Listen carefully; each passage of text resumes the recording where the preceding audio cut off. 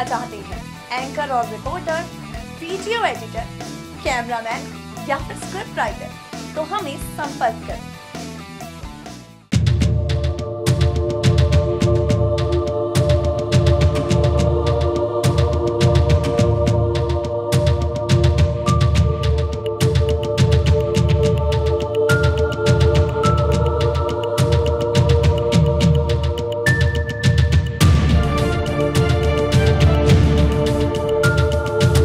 नमस्कार, मैं हूं राहुल शर्मा और आप देख रहे हैं SPN 9 न्यूज। स्वागत है आपका हमारे इस खास प्रोग्राम में।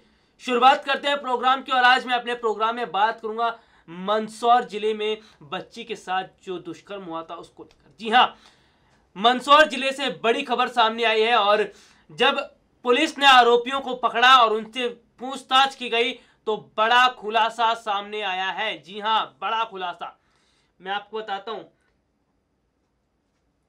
चॉकलेट के बहाने बच्ची को फंसाया और आरोपियों ने उसके साथ बारी बारी से दुष्कर्म किया। वाकई में बहुत शर्म आ जाती है, कह सकते हैं कि शर्मनाक बात है जिस तरह से महिलाओं की सुरक्षा को लेकर नेता बात करते हैं, महिलाओं की सुरक्षा को लेकर डिबेट होता है, राजनीतिक पार्टी के नेता चले आते हैं, डिबेट करते हैं और मामले को धर्म की आड़ देने लगते हैं, लेकिन असली मुद्दे पर बात नहीं होती। आखिरकार कब होगी असली मुद्दे पर बात और कब इन जैसे हैवानों को सख्त सजा मिलेगी और कब इन्हें इनके अकल ठिकाने आएगी। तो ऐसे आरोपियों को सख्त सजा दी जानी चाहिए और पूरे मंदसौर के लोग ये चाहते हैं इन आरोपियों को पकड़ा गया है और इन आरोपियों को ऐसी सजा दी जाए ताकि इनकी रूह कांप उठे और दोबारा और कोई ऐसा वैशी दरिंदा ऐसा काम करने की ना सोचे। तो इन आरोपियों को ऐसी सजा दी जानी चाहिए ताकि ये इनके होश ठिकाने आ जाए और इनकी रूह कांप उठे। जैसा कि मैं खबर पर बात कर रहा हूं कि चॉकलेट के बहाने बच्ची को फंसाया था और आरोपियों ने बारी बारी से उसके साथ गलत काम किया था। देखिए, मध्य प्रदेश के मंदसौर दुष्कर्म मामले के दूसरे आरोपी आसिफ को पुलिस ने शुक्रवार को गिरफ्तार कर लिया और दूसरे आरोपी को दबोचने के बाद कई नए खुलासे हुए। आसिफ ही, जी हां, अगर हम बात करते हैं, आसिफ ही बच्ची को स्कूल से बहला फुसलाकर ले गया था और वह पूरे समय आरोपी इरफान के साथ घूमता रहा। वो पूरे बहला फुसलाकर ले गया था और वो पूरे समय आरोपी इरफान के साथ घूमता रहा था। तो देखिए, जिस तरह से इन दोनों दरिंदों ने, इन दोनों कह सकते हैं घटिया लोगों ने जिस तरह का काम किया है, ऐसे लोगों को ऐसी सजा मिलनी चाहिए कि इन्हें याद रहे और इनको बार बार ये याद आए कि इन्होंने ऐसा किया था और इनको ऐसी सजा मिली। तो वाकई में मध्य प्रदेश में शिवराज सरकार को इन्हें सख्त से सख्त सजा दिलवाने की बात करनी चाहिए। और अगर मैं बात करता हूं, मध्य प्रदेश में शिवराज सरकार है और अब शिवराज सरकार को यह तय करना होगा कि इन आरोपियों को कैसे सजा दी जानी चाहिए। और सबसे बड़ी बात है कि इन आरोपियों को सख्त और सख्त सजा दे जाने के लिए शिवराज सरकार को बड़ा कदम उठाना होगा, ठोस एक्शन लेना होगा और ताकि लोगों को भी लगे कि जिस तरह से इन कह सकते हैं कि दरिंदों ने ऐसा काम किया है उसकी सजा उन्हें ऐसी मिली है और इस तरह की सजा जब मिलेगी तो और कोई इस तरह की घटना नहीं करेगा। रिपोर्ट्स की तरफ रुख करता हूं। इसके बाद आसिफ ने बच्ची को इरफान को सौंप दिया। देखिए, आसिफ ने इसके बाद बच्ची को सौंप दिया। इरफान बच्ची को झाड़ियों में ले गया और वहां उसके साथ गलत किया। इस दौरान आसिफ इरफान की रैकी कर रहा था। इस दौरान जो आसिफ था वो इरफान की रैकी कर रहा था। इरफान ने बच्ची का दुष्कर्म करने के बाद उसे आसिफ के हवाले सौंप दिया और फिर उसने भी उसके साथ गलत काम किया। वाकई में सबसे बड़ी बात है जब इस तरह की खबर हम बोलते हैं, इस तरह की खबर जब आती है हमारे पास, तो हमारे पास शब्द नहीं होते कि आखिरकार हम बोलेंगे। वो मासूम बच्ची जिसके कई सपने थे, जो मासूम बच्ची बहुत कुछ करना चाहती थी अपनी लाइफ में, बहुत आगे बढ़ना चाहती थी, उसके माँ बाप के उससे कुछ उम्मीदें थी, उसके कुछ सपने थे, जो बच्ची देश का भविष्य बनने वाली थी, जो बच्ची देश के लिए कह सकते हैं कि बड़ा काम कर सकती थी, और जो अच्छे सपने लेकर उसने संजोए हुए थे, सारा सपना इन दरिंदों ने चकनाचूर कर दिया। वाकई में कह सकते हैं कि रूह कपा देने वाली ये घटना है, और बहुत हैरानी होती है कि हमारे देश को आज़ाद हुए 70 साल से ज़्यादा हो गए हैं, लेकिन जिस तरह से आज भी इस तरह के वहशी दरिंदे ये मौजूद हैं, तब तक जो महिलाएं हैं, बेटियां हैं, वो सुरक्षित नहीं है। लेकिन ताज्जुब तो ये भी होता है कि आखिरकार सरकार क्या कर रही है, सरकार कहाँ है, क्यों सरकार कोई ठोस कदम नहीं उठाती। आखिरकार कब तक महिलाएं और बच्चियां इस तरह से ये सहती रहेंगी, कब तक ये डर डर कर जीती रहेंगी? क्यों आखिरकार धर्म के चश्मे से हर चीज़ को नापा जाता है? आखिरकार क्यों? सबसे बड़ी बात है कि महिलाओं की सुरक्षा पर क्यों नहीं बात होती? आखिरकार क्यों इस तरह की घटनाओं पर डिबेट किए जाते हैं और मंच सजाया जाता है? कई राजनीतिक नेता, पार्टी के नेता आते हैं, आकर बोलते हैं और बोलकर वापस चले जाते हैं और उनका काम खत्म हो जाता है। तो वाकई में बहुत शर्म वाली बात है नेताओं के लिए भी कि सत्ता में आने के बाद अगर आप महिलाओं की सुरक्षा को लेकर कदम नहीं उठा पाते हैं, तो वाकई में ये बहुत शर्म की बात है। और इससे अच्छा तो यही होता कि जनता वोट ही नहीं करती और आप सत्ता में ही नहीं आते।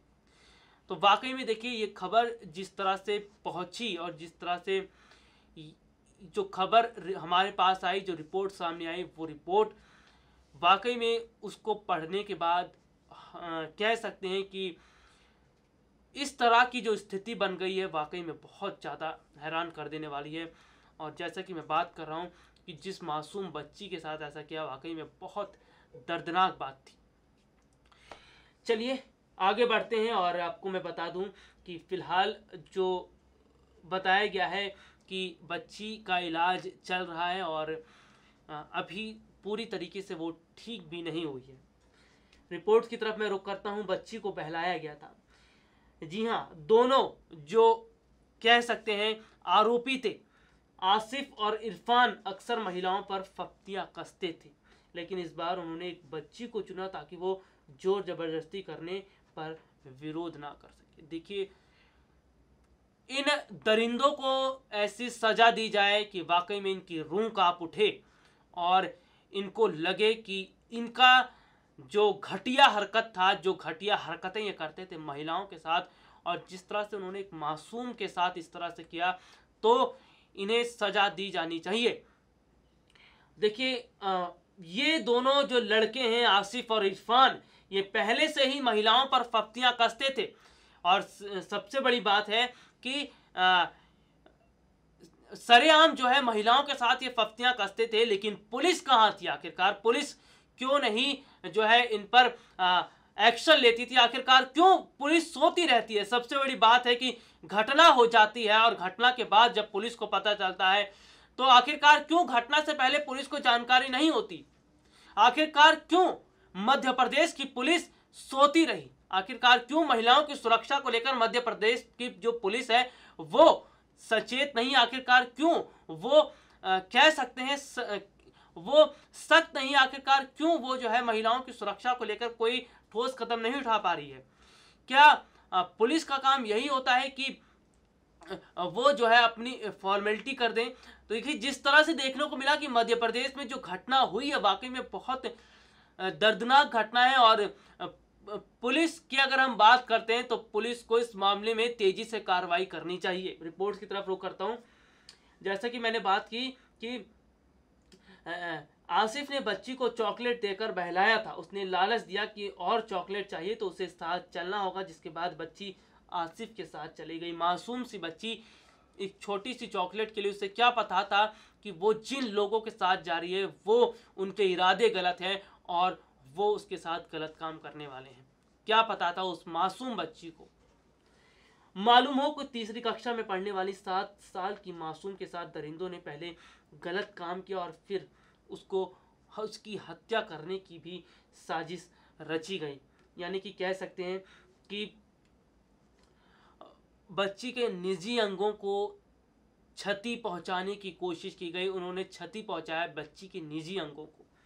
इतना ही नहीं, दरिंदों ने और कह सकते हैं कि उसके चेहरे पर, जी हाँ, दांत भी काटे हैं और बहुत बुरी जो है बच्ची की हालत कर दी थी इन दरिंदों ने।